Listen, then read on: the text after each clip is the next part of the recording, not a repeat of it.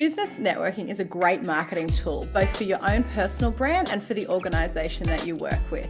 But just because you're attending networking events doesn't mean that you're an effective networker.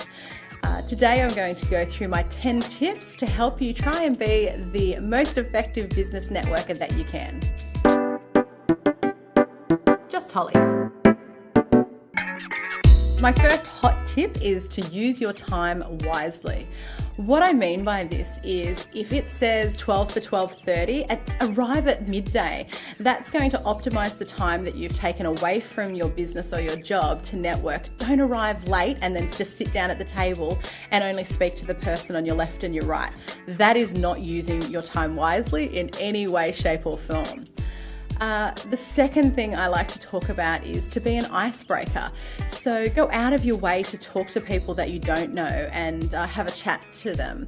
If there's somebody standing in the corner not talking to anybody, they're really going to appreciate if you go out of your way to go over and say hello to them. When you're talking to people, I really suggest, as my third tip, to ask questions. Try to avoid just jumping in and talking about yourself straight away.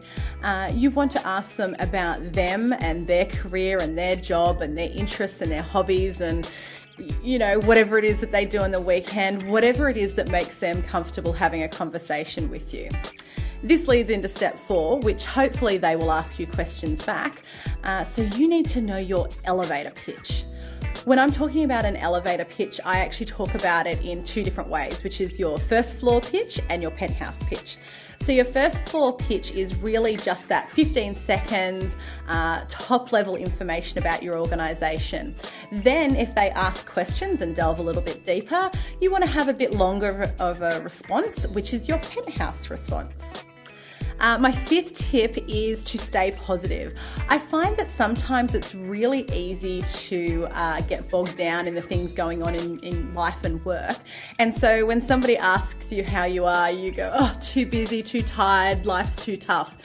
People don't want to hear that. They want to hear positivity. So I'm not saying that you need to go over top, but maybe you do just want to think about skewing slightly more towards the positive rather than the negative. Tip 6 is don't give it all away for free. This is particularly true for service-based organisations because if you're talking about your expertise, it can be really easy to get into a conversation where you're giving away your IP. So what you need to do is get them interested, but if they want to work with you, they need to set up a time to actually formalise that and not try and get all the information out of you at a networking event. Tip 7 is to be well stocked. What I mean by this is have your business cards on hand.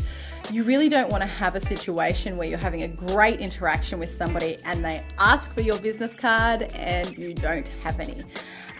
Look, it's okay to take their business card, but it is definitely a much more effective use of your networking if you have a business card to give them then and there.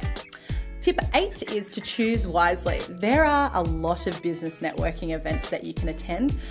It doesn't mean that all of them are the right ones for you. But by the same token, it doesn't mean that you should only pick networking events that are in your specific niche.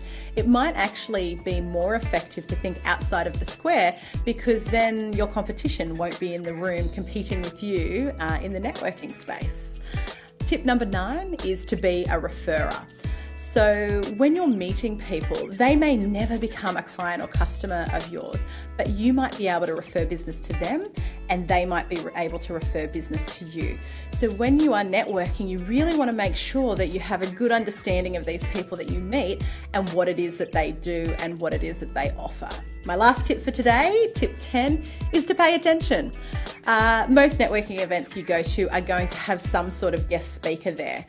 I suggest you always try and take 2 takeaway tips from any event because it really means then you're going to be going out of your way to pay attention to what they're saying and really make the most of that time that you're spending outside of the office. So that's a quick overview of my 10 tips to make your business networking much more effective. Just Holly, strategies for you to take control of your marketing. I hope you enjoyed my latest marketing blog. If this has inspired you to take control of your marketing, I urge you to sign up for one of my 6-week marketing workshops.